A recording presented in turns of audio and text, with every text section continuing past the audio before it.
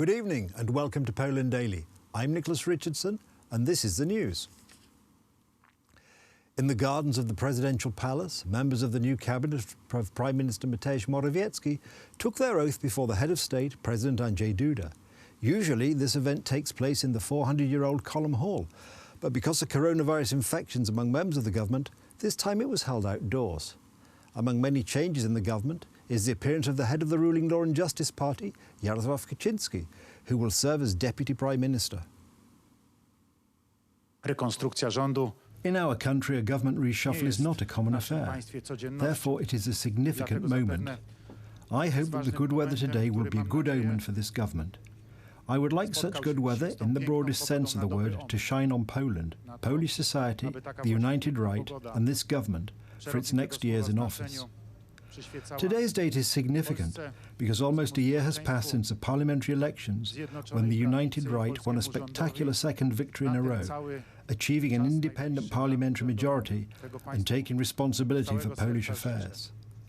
The current term ends in 3 years, but many in our country are convinced that these governments will last much longer. To prawie rok. No face mask, no entry. These are the new restrictions announced by Health Minister NIEDZIELSKI and Chief of Police Jarosław Szymczyk to target people who do not wear face masks where their use is required. From now on, the policy of zero tolerance will apply to those offenders. Despite the fact that we have already been trying for some time to convince everyone to wear face masks, that we have said how important it is to observe the preventative measures in the form of keeping social distance and covering the nose and mouth, that we have introduced over time in certain areas more stringent rules, yet, unfortunately, in many instances, those safety precautions are not being observed. Those new rules of proper social behaviour and wearing a face mask I now treat as one of those rules, must be observed by everyone. That is why, together with the Chief of Police, we want to announce a zero-tolerance principle towards those who will not observe the stringent rules introduced to combat the coronavirus.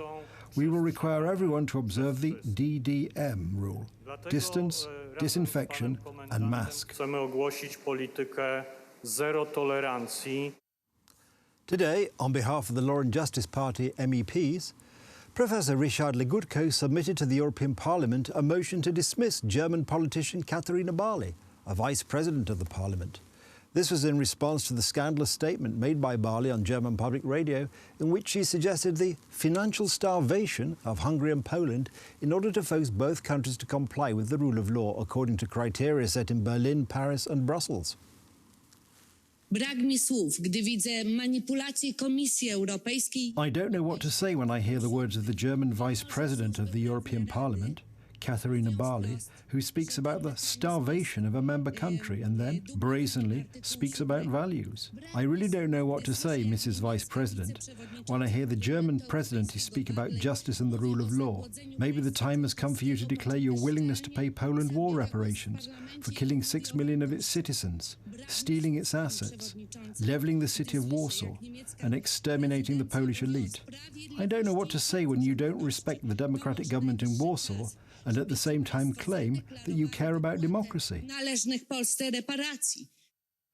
The Constitutional Tribunal has postponed by a week the announcement of the verdict in the case of whether the bill known as the Anti-Security Office Bill is in accordance with the Constitution. In its current form, the bill insists on the retirement benefits of officers and workers of the communist security apparatus.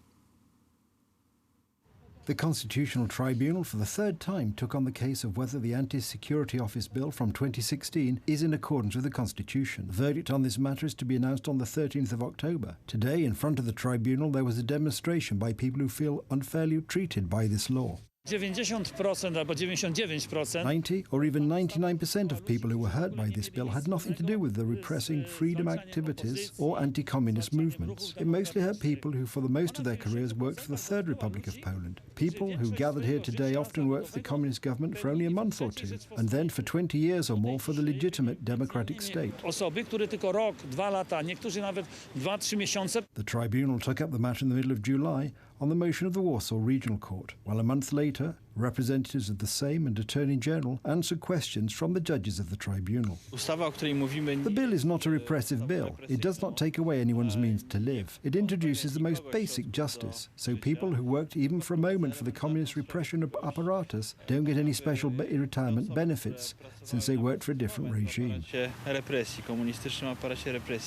However, this argument does not convince those who began their careers just before the elections of June 1989.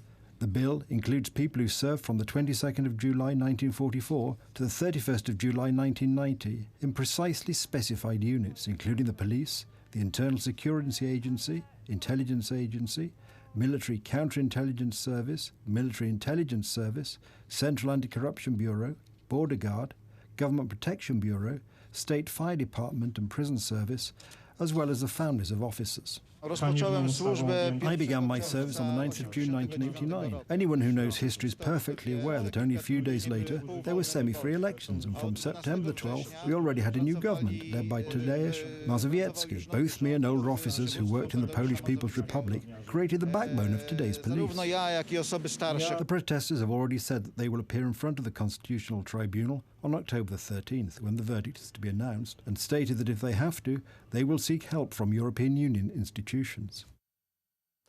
Representatives of agricultural organisations protested today in front of the Ministry of Agriculture in Warsaw.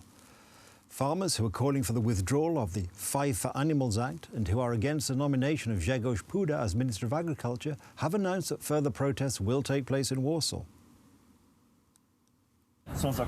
There are meat processing establishments that will have to be closed immediately because they kill animals for religious purposes only. We do not agree with the destruction of Polish agriculture. Tomorrow, the whole of Poland will rise up. We will be blocking every road. In 1 week, on October the 13th, we will gather in Warsaw, on the Three Crosses Square, to start a new protest and appeal to senators to make smart decisions for Polish agriculture.